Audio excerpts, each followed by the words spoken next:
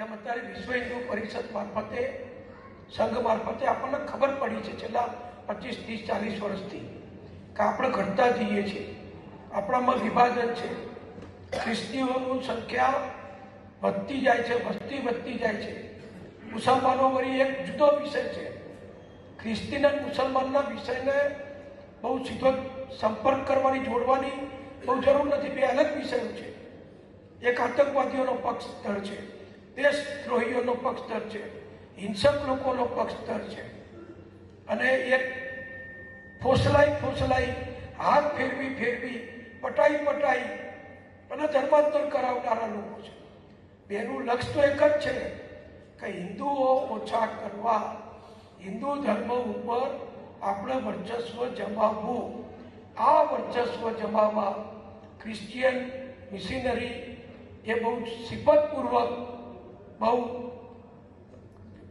સલુકાઈથી એ ધર્મ પરિવર્તનનું કામ કરે છે.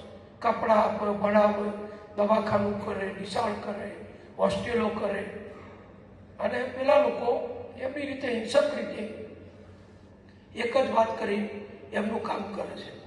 એટલે બે પરિબળો સામે લડવાનું છે, પણ બે પરિબળો સામે લડવાની સ્ટ્રેટેજી મારી દ્રષ્ટિએ, હું બહુ મોટો કોઈ અભ્યાસ ચિંતક નથી, પણ સામાન્ય બુદ્ધિથી કહું છું કે બેની સામે લડવાની આપણી સ્ટ્રેટેજી જુદી જુદી હોઈ શકે.